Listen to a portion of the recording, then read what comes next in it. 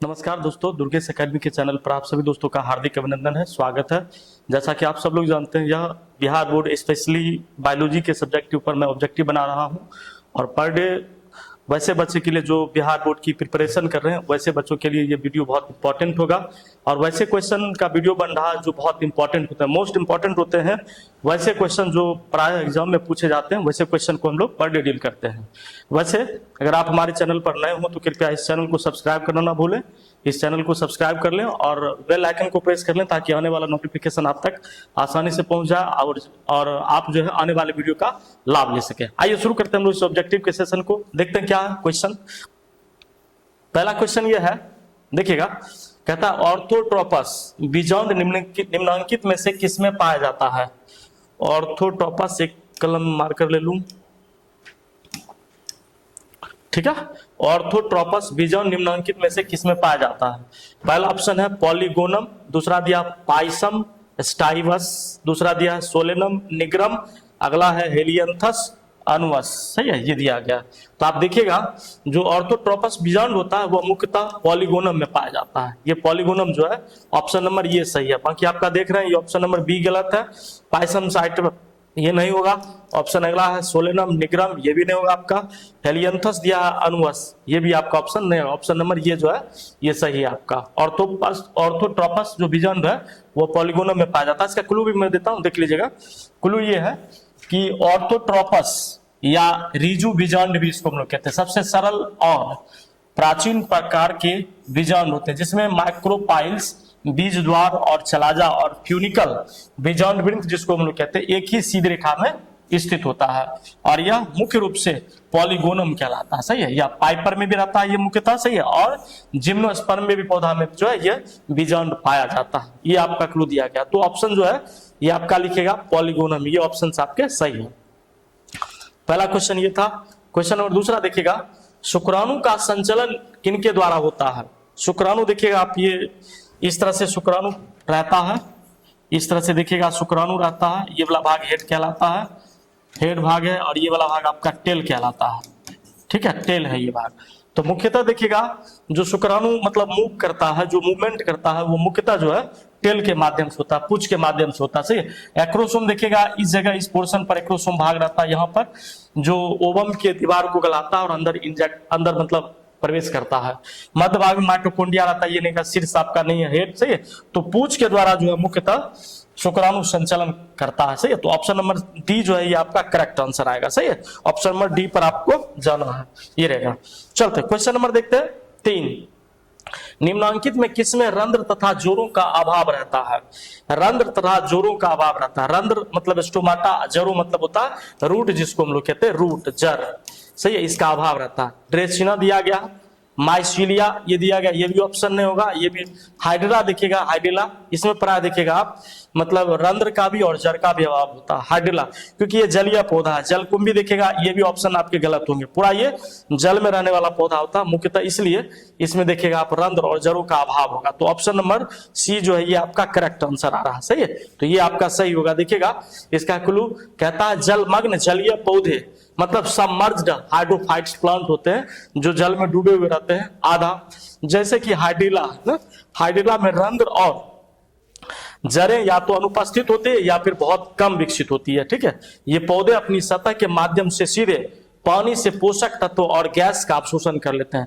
मतलब पानी की सतह से ये गैसीय पदार्थ का और जो मिनरल्स होते हैं उन सारी चीजों का अवशोषण ये बाह्य भाग से कर लेते हैं। सही, तो इनको जड़ और मतलब रंध्र की आवश्यकता प्राय नहीं पड़ती। किन में, हाइड्रिला, इसको ध्यान रखिएगा। तो ये सही हो जाएगा आपका। अगला देखते question, next question, question number 4 है, मृदु जलीय तालाब में उर्वरक डाले जाने से क्या होता है। मृदु जलीय तालाब में उर्वरक डाले जाने से क्या होता है, इसको देखना है। तो आप देखिएगा जलीय पौधे जंतु में वृद्धि होगी। उर्वरक खाद जब डालेंगे तो क्या होगा, तो वृद्धि होगी, गलत हो जाएगा। मछलियों की आबादी में कमी होगी। सही है, ये भी ऑप्शन गलत है। ठीक है, जलीय पौधों की मृत्यु हो जाएगी, ये भी ऑप्शन गलत है। ये आपका देखिए सुपोषण जो है ये ऑप्शन नंबर डी जो है ये आपका करेक्ट आंसर आएगा। सही है, मृदु जलीय तालाब में उर्वरक डालने से सुपोषण की जो है घटना होती है। सही है, तो सुपोषण क्या है, कहता है मृदु जलीय ताजे पानी में, मृदु जलीय मतलब ताजे पानी में, तालाब में अगर उर्वरक डाला जाए, डालने पर सुपोषण होता है। सही है, यूरोट्रॉपिकेशन होता है। सही है, यह प्रक्रिया होती है। क्या एक प्रकार की प्रक्रिया है जिससे पोषक तत्व जैसे नाइट्रोजन, फास्फोरस की वृद्धि होती है। इससे शैवाल, एल्गी जो होती है और जलीय पौधे की जो अनियंत्रित वृद्धि होती है, ये अंततः वृद्धि होती रहती है। अंततः शैवाल के सड़ने से पानी के ऑक्सीजन का स्तर काफी कम हो जाता है, जिससे मछलियों की जो है मौत हो सकती है। सही है।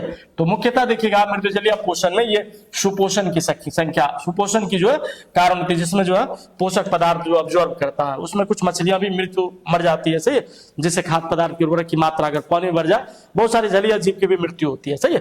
तो मुख्यतः इन सारी घटनाओं को हम लोग कहेंगे सुपोषण। तो ऑप्शन नंबर डी था, हाँ डी जो है ये करेक्ट आंसर है। चलते हैं अगला क्वेश्चन है। क्वेश्चन नंबर 5 कहता है ऑटोसोमल प्राथमिक नॉन डिसजंक्शन के कारण होने वाला रोग है। सही है। ऑटोसोमल प्राथमिक नॉन डिसजंक्शन के कारण होने वाला रोग है। पहला ऑप्शन दिया दात्र कोशिका रोग, सिकल सेल एनीमिया कहते हैं इसको, क्लाइनफेल्टर सिंड्रोम से, इसमें देखिएगा मतलब बच्चे जो है क्लाइनफेल्टर सिंड्रोम के शिकार हो जाते हैं। ये भी ऑप्शन डाउन टर्नर सिंड्रोम नहीं, ये भी ऑप्शन, ये ऑप्शन नंबर डी जो है ये आपका करेक्ट है। 21वें जोड़े क्रोमोसोम की वृद्धि के कारण जो है डाउन सिंड्रोम हो जाता है, जिसको ट्राइजोमी भी हम लोग कहते हैं। तो ऑटोसोमल प्राथमिक नॉन डिस्टिंक्शन में जो है डाउन सिंड्रोम की जो है बीमारियां उत्पन्न होती है। सही, मैं इसका क्लू दिखाता हूं आपको। ऑटोसोमल प्राथमिक नॉन डिस्टिंक्शन जो होता है ये प्राइमरी नॉन डिस्टिंक्शन जो के कारण होने वाला मुख्य रोग डाउन सिंड्रोम होता है ना, डाउन सिंड्रोम होता है। और यह रोग 21वें जोड़े क्रोमोसोम के गुणसूत्र के बढ़ने के कारण जो है खराबी के कारण होता है, जिससे हम लोग ट्राइजोमी भी कहते हैं। सही, ट्राइजोमी भी कहते हैं, इसको ध्यान रखिएगा। चलते बढ़ते अगले क्वेश्चन की तरफ। क्वेश्चन नंबर 6 कह रहा है द्विसंकर परीक्षात संकरण अनुपात होता है। आप देखिएगा मेंडल में द्विसंकर अनुपात 9:3:3:1 जो है ये लिया जाता है। इसी को देखिएगा आप 1:1:1:1 करके लिया जाता। सही है। तो देख लीजिए 9:3:3:1 तो कहीं है नहीं ऑप्शन। सही है। ये देखिए 1:1:1, ये जो है यही द्विसंकर परीक्षात संकरण का अनुपात आता है। ऑप्शन नंबर सी जो है ये आपका करेक्ट आंसर होगा। सी बाकी ए भी गलत है, बी भी गलत है, सी सही है, डी गलत ऑप्शन से। क्लू देता हूं सी विथ, देखिए कहता है जबकि F1 फर्स्ट वन प्रथम जनरेशन से प्रथम जनरेशन का संकरण होने पर 9:3:1 का अनुपात प्राप्त होता है। सही है। स्वतंत्र वर्गीकरण की जांच के आधार पर के लिए अगर एक बेहतर और आसान संकरण उपलब्ध हो तो द्विसंकर का जो संकरण होता है वह स्वतंत्र रूप से वर्गीकरण के आधार पर 1:1:1:1 के अनुपात के रूप में देखा जाता है, जिसका मूल्यांकन किया जाए तो वही 9:3:3:1 अनुपात की तुलना में आसान होता है। तो ऑप्शन नंबर 1:1:1:1 जो है वो करेक्ट आंसर आएगा। सही है, ये आपका रहेगा। ठीक है, ये ऑप्शन आपका सी नंबर सही है, इस पर रखिएगा।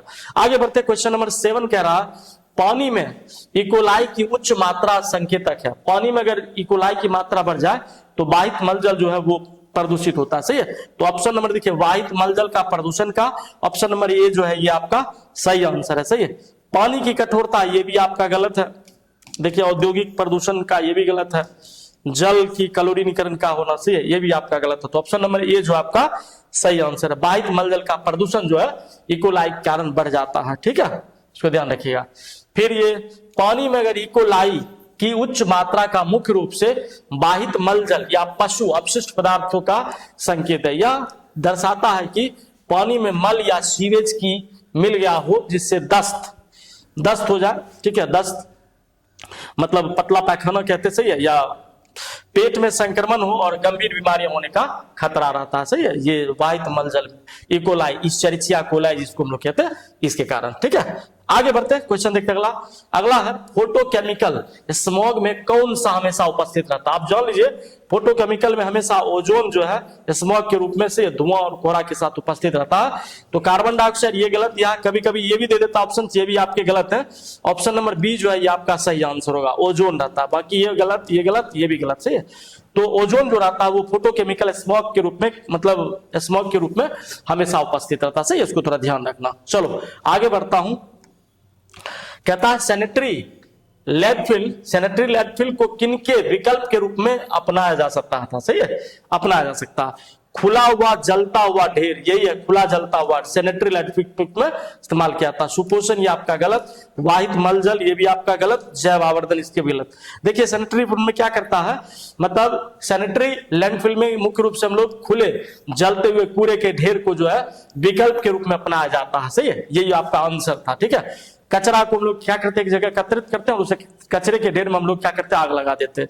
तो ये इसका ये विधि पर्यावरण और स्वास्थ्य को होने वाले नुकसान होता है। इसको कम करने के लिए हम लोग क्या करें, कमी के लिए कम किया जाए, क्योंकि ये पुराने तरीके में कचरा में खुले में जलता है तो ये यूं ही पड़ा रह जाता है, सही है, इसका ध्यान रखिएगा। सैनिटरी लैंडफिल के रूप में खुले जलते हुए कूड़े का ढेर रहता है, ठीक है। आइए बढ़ते हम लोग अगले क्वेश्चन की तरफ, देखते हैं अगला क्वेश्चन क्या है। क्वेश्चन नंबर 10 कह रहा, अभिकर्मक जो इलिसा परीक्षण में उपयुक्त होता है, 2 बार है लिखा गया, कोई बात नहीं, ठीक है। अभिकर्मक जो इलिसा परीक्षण में उपयुक्त होता है, तो इसमें दिया गया पॉलीमेरेज, ये भी ऑप्शंस गलत है। पैरोक्सीडेज, ये ऑप्शंस आपके सही है, सही है।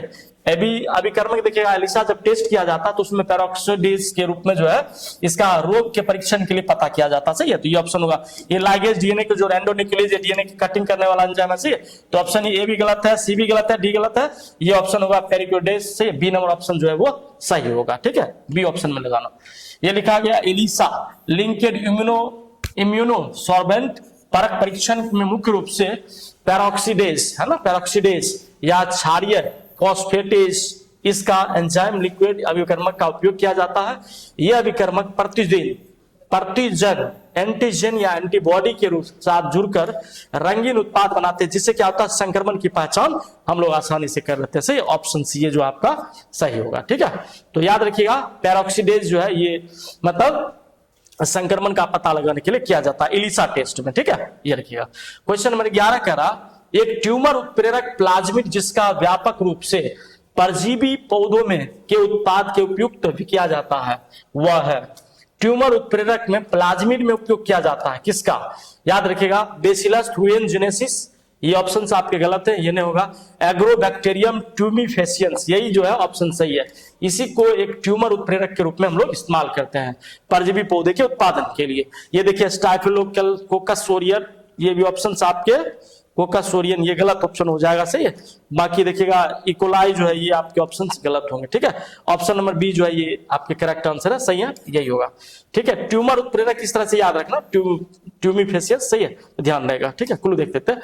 परजीवी पौधों में है ना, परजीवी पौधों के उत्पादन में व्यापक रूप से उपयोग किया जाने वाला एक ट्यूमर उत्प्रेरक जो है वो प्लाज्मिड एक्टोबैक्टीरियम ट्यूमिफेसियंस, सही है, ये किया गया है का प्लाज्मिड में इस्तेमाल किया जाता है, सही है, इसको ध्यान रखना। आइए बढ़ते हैं अगला क्वेश्चन देखते हैं। क्वेश्चन नंबर 12 ये कह रहा है कि निम्नलिखित में से कौन सा एक व्यवस्थित कीटनाशक है, व्यवस्थित कीटनाशक है, सही है। ऑप्शन नंबर ए दिया है एड्रीन, ऑप्शन नंबर बी दिया है फुराडेन, मिथाइल ओन दिया है और अगला है पैराथियोन दिया गया, सही है। तो ये देख रहे हैं, ठीक है। तो मतलब ये कह रहा है कि एड्रीन दिया है या फुराडेन दिया है, मेलिथियोन दिया है, पैराथियोन दिया है, सही है। तो देखिएगा मुख्यतः जो इसमें मतलब कीटनाशक को व्यवस्थित करने के लिए फुराडेन का इस्तेमाल किया जाता है ये। बाकी देखिएगा एड्रीन जो है ये भी नहीं रहता, मिथाइलियोन ये भी नहीं रहता, पैराथियोन ये भी नहीं रहता, सही है।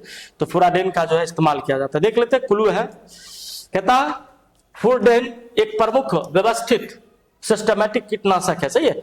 यह एक ऐसा कीटनाशक है जो पौधे के प्रणाली में, ठीक है, घुल जाता है और जिससे पौधे किसी भी हिस्से में खाने वाले कीट मर जाते हैं। पौधे के किसी हिस्से को अगर ये मतलब खाएगा ना, तो जब इसका प्रयोग किया हुआ है ऑटोमेटिक जो है कीट मर जाएगा, सही है, जिससे फसल सुरक्षित रहेगी। तो इसका उपयोग फुराडेन के रूप में किया जाता है, ठीक है। क्वेश्चन नंबर 13 है, ग्लूकोज को अल्कोहल में बदलने वाला एंजाइम कौन सा है, ग्लूकोज को अल्कोहल में बदलने वाला एंजाइम कौन है, सही है। दिया है इन्वर्टेज, लाइपेज, जाइमेज, डायस्टेज। आपका देखिएगा इन्वर्टेज भी नहीं होगा, लाइपेज, ये जाइमेज जो है ये मुख्य रूप से जाइमेज का इस्तेमाल किया जाता है, सही है। जाइमेज देखिएगा ग्लूकोज को परिवर्तित करने के लिए मुख्यतः इसका जो है इस्तेमाल किया जाता है और ये रहता है, ठीक है। बाकी डायस्टेज आपका गलत होगा, ठीक है। ग्लूकोज को अल्कोहल में परिवर्तित करने के लिए जाइमेज एंजाइम चाहिए। इन्वर्टेज, लाइपेज, डायस्टेज तीनों गलत है, ठीक है। जाइमेज याद रखिएगा। अगला क्वेश्चन देखिए, ये ग्लूकोज को इथाइल अल्कोहल या इथेनॉल में परिवर्तित करने के लिए आप जानते होंगे C2H5, OH होता है ना, होता है। ये आपका इथेनॉल है या इथाइल अल्कोहल कहते हैं। बाकी ग्लूकोज C6H12O6, ठीक है, ये आपका रहता फॉर्मूला ग्लूकोज का, ठीक है, ये प्रयोग कर लिया जाता है। तो देखिएगा कार्बन डाइऑक्साइड में बदलने वाले मुख्य एंजाइम जाइमेज होते हैं, ठीक है। यह एंजाइम मुख्य रूप से ईस्ट या खमीर में पाया जाता है और ये किण्वन की प्रक्रिया द्वारा शर्करा को अल्कोहल में परिवर्तित कर देता है। किण्वीकरण प्रक्रिया के द्वारा मतलब अल्कोहल को मतलब शर्करा को अल्कोहल में परिवर्तित कर देता है। शर्करा मतलब ग्लूकोज यहाँ कहते हैं, ठीक है, ध्यान रखना। चलो अगला क्वेश्चन देखते हैं। कहता अपशिष्ट जल के BOD बायोडिग्रेडेबल ऑक्सीजन डिमांड, इसको हम लोग कहते हैं, का अनुमान किन की मात्राओं के द्वारा माप करके आता है। बायोडिग्रेडेबल ऑक्सीजन डिमांड होता है, ठीक है, ऑक्सीजन की डिमांड को पूरा करने, ऑक्सीजन की खपत होती है, ऑक्सीजन का निकास होता है, जैव निम्नीकरणीय कार्बनिक पदार्थ होता है, इसके बाद दिया गया है, फिर देखिएगा आप मतलब कुल जैविक पदार्थ दिया गया, सही है। तो आप देखिएगा मतलब बायोडिग्रेडेबल ऑक्सीजन जो डिमांड होता है BOD, ये ऑक्सीजन की खपत की जानकारी देता है, सही है, ऑक्सीजन की खपत की जानकारी देता है, सही है, इससे ये माप कर लगाया जा सकता है। बाकी ऑक्सीजन की निकासी ये गलत है, जैव निम्नीकरण ये भी आपका गलत हो जाएगा, ऑप्शन नंबर D जो है ये भी आपका गलत होगा, ठीक है, ध्यान रखिएगा। आगे बढ़ते हैं, क्वेश्चन नंबर 15 की तरफ देखते हैं। लीजिए, अपशिष्ट जल के BOD बायोकेमिकल ऑक्सीजन डिमांड या बायोडिग्रेडेबल ऑक्सीजन डिमांड भी कहते हैं, का उपयोग अनुमान जल में मौजूद कार्बनिक पदार्थ के अपघटन या बायोडिग्रेडेशन के लिए सूक्ष्म जीवों द्वारा उपयोग की गई घुलित ऑक्सीजन, डिजॉल्व ऑक्सीजन जो होता है वो खपत कितनी मात्रा है माप कर लगाया जाता है। आमतौर पर इसे 20 डिग्री सेल्सियस से 5 दिनों में ऑक्सीजन की कमी को माप लेता है, सही है, यह है BOD, ठीक है। देखते हैं अगला क्वेश्चन। क्वेश्चन नंबर 5 कह रहा है कि मेमोरी कोशिका का निर्माण किनके द्वारा होता है, सही है। तो देखिएगा मोनोसाइट है, ये ब्लड का पार्ट है, मोनोसाइट से लिम्फोसाइट, ये ऑप्शन आपके सही है। लिम्फोसाइट दो प्रकार के होते हैं, B लिम्फोसाइट और T लिम्फोसाइट, सही है। इसी लिम्फोसाइट की वजह से हम लोग क्या करते हैं, मेमोरी कोशिका का निर्माण कर लेते हैं। इओसिनोफिल्स, ये भी this is the types of blood, blood के टाइप्स हैं। न्यूट्रोफिल्स भी ब्लड के टाइप हैं, सही है। तो लिम्फोसाइट देखिए ये भी ब्लड के प्रकार है, लेकिन ये अलग कुछ मेमोरी कोशिका के लिए ही रहता है, ठीक है। देखिए मेमोरी कोशिका, सही है, ये कोशिका याद रखती है कि अगर बाहर से कोई एंटीजन आक्रमण करता है तो एंटीबॉडी उसके प्रति रेसिस्टेंट डेवलप करता है, और रेसिस्टेंट डेवलप करके उस बीमारी के प्रति एक इम्यून क्षमता जो है, रोग प्रतिरोधी क्षमता डेवलप करके उसको मारता, नष्ट करता है, ठीक है। तो का निर्माण मुख्य रूप से प्रतिजन एंटीजन के संपर्क में आने के बाद सक्रिय B लिम्फोसाइट्स और T लिम्फोसाइट्स, सही है, से होता है। यह जब शरीर की किसी वायरस या बैक्टीरिया से पहली बार संक्रमित होता है तो ये कोशिकाएं विभाजित होकर बड़ी संख्या में मेमोरी सेल बनाती है, सही है, जो भविष्य में संक्रमण को सुरक्षा प्रदान करता है, सही है। मेमोरी सेल का काम है जब भी कोई भी उस तरफ से बैक्टीरिया या वायरस आता है, बाहर शरीर में आक्रमण करता है, तो ये क्या करता है, उसको बचा लेता है, ठीक है, याद रखता है। तो उसके कारण क्या होता है, शरीर हमारा और ज्यादा मतलब प्रोटेक्टिव हो जाता है, ठीक है, इसको ध्यान रखिए। तो मेमोरी कोशिका का बहुत बड़ा योगदान होता है। आइए क्वेश्चन नंबर 16 कहते हैं, निम्नलिखित में से कौन सी अनुवांशिक बीमारियां नहीं है, अनुवांशिक बीमारी नहीं है। सिस्टिक फाइब्रोसिस, हीमोफीलिया, ये भी आपका हीमोफीलिया, ये भी अनुवांशिक बीमारी है। हीमोफीलिया भी, क्रेटिनिज्म ये आपका, ठीक है, अनुवांशिक बीमारी नहीं है। बाकी ये थैलेसीमिया में ये भी आपका अनुवांशिक बीमारी है। तो क्रेटिनिज्म जो है ये आपका ऑप्शन सही है, सही है, ऑप्शन नंबर C जो है ये आपका करेक्ट आंसर है। क्रेटिनिज्म जो होती है वो अनुवांशिक डिजीज नहीं होती है, सही है, ध्यान रखिएगा। विकल्पों के आधार पर आप देखेंगे रतौंधी होता है, एड्स है, इन्फ्लुएंजा या क्रेटिनिज्म जो होते हैं ये अनुवांशिक बीमारियां नहीं होती है, ठीक है।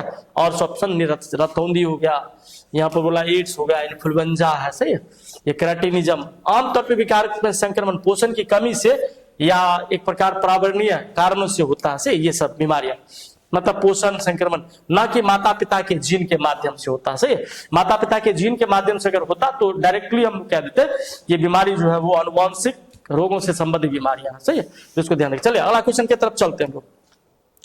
कहता है निम्नलिखित में से किस समूह में अगुणित पादप रहता है, से अगुणित मतलब n होना चाहिए, द्विगुणित अगर रहेगा तो 2n होगा, डिप्लॉइड हम लोग इसको कहेंगे, ठीक है, इसको कहेंगे हैप्लॉइड, ठीक है, इसको ध्यान रखिएगा।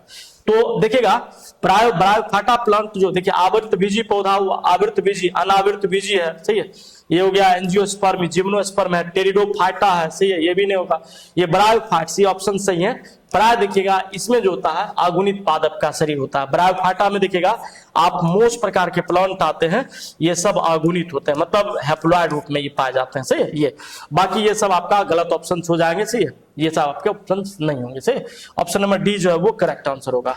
ब्रायोफाइट्स ये इस समूह में मुख्य रूप से पादप शरीर में आगुनित हैप्लॉइड, सही है, या एन मैंने ये लिखा ना, होता है। इस समूह के पौधे में जैसे मोस अभी लिखा था और लीवर वर्ड्स प्रकार के प्रमुख जीवन अवस्था युग्म को भी दी, मतलब गेमिटोफाइट्स होते हैं जो आगुनित होते हैं, सही है, ब्रायोफाइट्स में।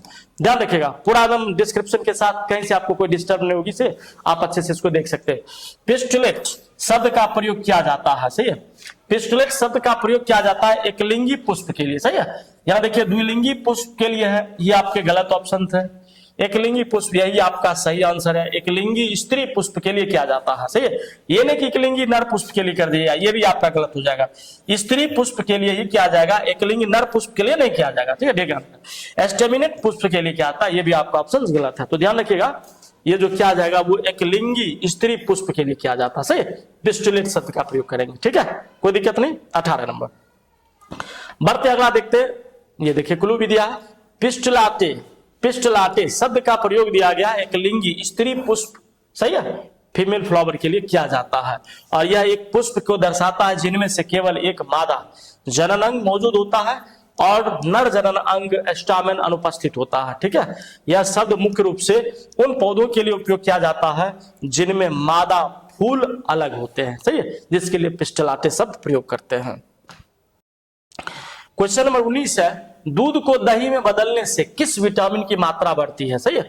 देखिएगा दूध में, अगर दूध में दही की मात्रा, दूध में दूध को अगर दही में बदला जाए तो देखिएगा विटामिन B12 की जो मात्रा होती है उसकी वृद्धि होती है, सही है। ऑप्शन नंबर ए जो आपका करेक्ट आंसर है। विटामिन ए जो है ये रतौंधी वाली बीमारी, विटामिन सी स्कर्वी डिजीज, सही है, और विटामिन B6 ये बेरी वाला, ठीक है, थोड़ा सा देख लीजिएगा, ठीक है, हटाइए। तो ये भी ऑप्शन आपके गलत है, मैं अकॉर्डिंग टू ऑप्शन बता रहा हूं। इसमें देखिएगा दूध को दही में बदलने के लिए मुख्यतः विटामिन B12 की मात्रा